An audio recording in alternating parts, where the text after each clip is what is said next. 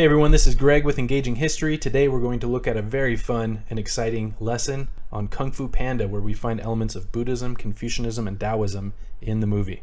First, let's take a look at the quote of the week. This comes from Robert Marzano. Students who can identify what they are learning significantly outscore those who cannot. Remember, we study history to understand our world, avoid past mistakes, and appreciate other cultures. And as always, this lesson aims to be both fun and challenging for students.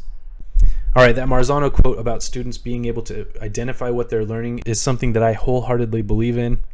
I don't want students to go home after a Kung Fu Panda lesson, and when their parents ask, "What did you learn today?" they say, "Oh, we watched a movie." I want them to be able to identify some of the higher level thinking that they've been able to do in this lesson. And on that note, I have some suggested pacing and learning goals here as you go through the Kung Fu Panda lessons. This could take anywhere from 3 to 5 days, depending on what you wanted to include. And right now I want to walk through and give a snapshot of what each of these lessons looks like. Lesson 1 will be about summarizing the three philosophies, Buddhism, Confucianism, and Daoism. Lesson 2 is applying those philosophies to pop culture and films. Lesson 3 is practicing, specifically finding elements of Confucianism in the opening scenes of Mulan. Lesson 4 takes a really close look at the entire film Kung Fu Panda. And then lesson 5 asks students to write about these Chinese philosophies that were found in the film. If you have time at the end, there's just a few slides that identify the Chinese inventions that were featured in Kung Fu Panda as well. Alright, for the first lesson, I have some informational text about Buddhism, Confucianism, and Daoism. And after we've taken some notes, there's a lot of different ways that you could arrange this slide to challenge your class. I ask them to put the phrases into the correct columns. Every time you press the button, the phrase will fly up to the correct column.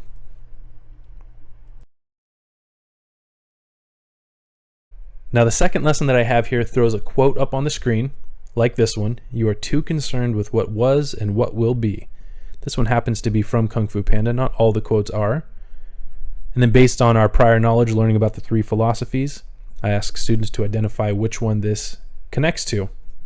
In this case, since Buddhism is much about ending desire, not being too concerned with what was, you might make this connection to Buddhism. Here's another one that you may find familiar. "Everything exists together in a delicate balance. As king, you need to understand that balance and respect all the creatures, from the crawling ant to the leaping antelope." That, of course, is Mufasa from The Lion King, and you might connect that to Taoism, since Taoism is all about balance and harmony with nature.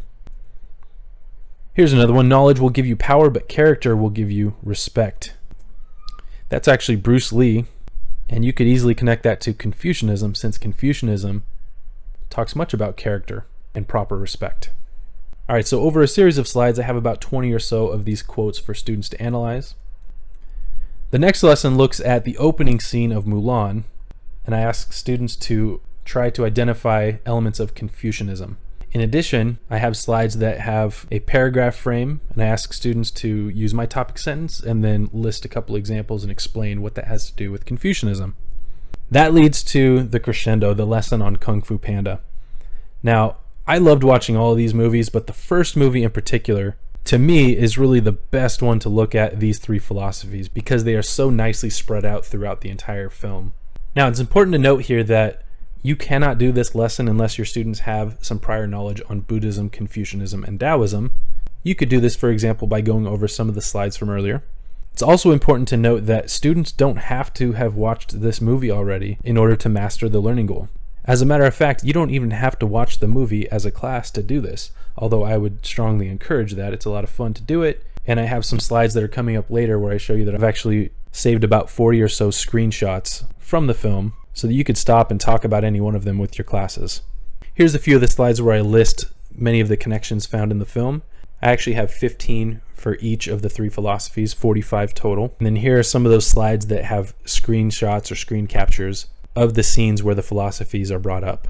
Now the next part of the lesson is crucial. This is where students can show you mastery. Much like the Mulan paragraph, I ask my students to make a paragraph explaining how there are elements of Buddhism in this film, Kung Fu Panda, how there are elements of Confucianism, and how there are elements of Daoism. And really, if you wanted to take this a step further, you could call those three paragraphs three body paragraphs, and you are close to having your students write a full essay if you just add an introductory paragraph and a concluding paragraph. Now, to help with this process, I have a few slides. One that says how many ways can you write a topic sentence, and there's 20 listed there. And then whether you use Step Up to Writing, Jane Schaefer, or some other writing model, there are some slides here to help with the writing process, as well as student examples. And then finally, if you have time, I have a separate lesson on Chinese inventions, but I thought it was interesting as I watched Kung Fu Panda. I tried to identify as many Chinese inventions as I could that were referenced in the film. One more slide that I always found very helpful is this Chinese Philosophies mini quiz. Each phrase points to the correct answer, and there are a number of ways that you could go about using this slide. Hopefully you found this helpful as you thought through how to teach on Buddhism, Confucianism, and Taoism. I would highly recommend taking a look at the first Kung Fu Panda film as you plan your lessons. I will put links in the description below to my Kung Fu Panda lessons, as well as some other resources that you might find helpful. Thanks again.